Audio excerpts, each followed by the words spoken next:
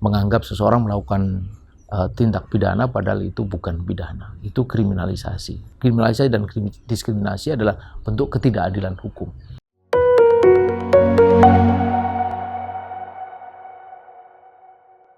Bismillahirrahmanirrahim. Assalamualaikum warahmatullahi wabarakatuh.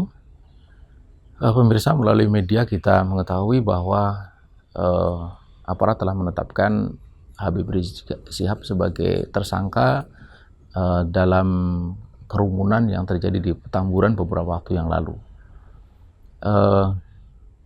Benarkah pemerintah serius menegakkan aturan protokol kesehatan? Bila serius, semestinya kerumunan serupa, entah itu dilakukan dalam konteks pilkada, kemudian acara maulud di tempat lain, istighosah, pun mestinya juga dicari siapa yang bertanggung jawab dan ditetapkan sebagai tersangka. Tapi kenyataannya tidaklah demikian. Ada banyak sekali pelanggaran protokol kesehatan dan Bawaslu bisa menunjukkan ada sekian ratus bahkan sekian ribu pelanggaran protokol kesehatan, tapi tidak ada satupun hingga hari ini yang ditetapkan sebagai tersangka. Jadi jelas sekali bahwa ada diskriminasi hukum, di mana hukum ini cenderung tajam ke bawah, tumpul ke atas, tajam kepada lawan, tumpul kepada kawan.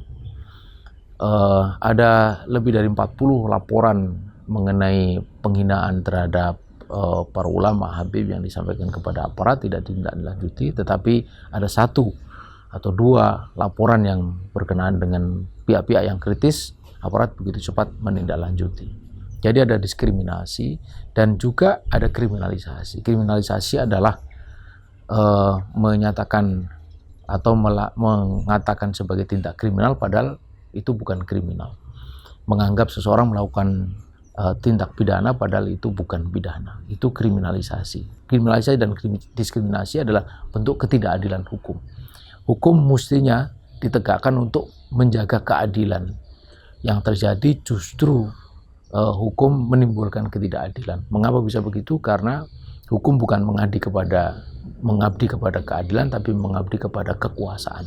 Akibatnya kemudian hukum dikendalikan oleh kekuasaan, bukan oleh hukum itu sendiri. Dan ini adalah tanda-tanda yang sangat mengkhawatirkan. Sebab kalau dibiarkan, maka ketidakadilan itu akan terus merajalela, dan yang terjadi bukan ketentraman yang dihasilkan, tapi keresahan, dan pada akhirnya akan bisa menimbulkan gejolak di tengah masyarakat. Karena itulah penting untuk segera menghentikan diskriminasi, kriminalisasi, dan ketidakadilan hukum untuk kebaikan bersama. Demikian, Assalamualaikum warahmatullahi wabarakatuh.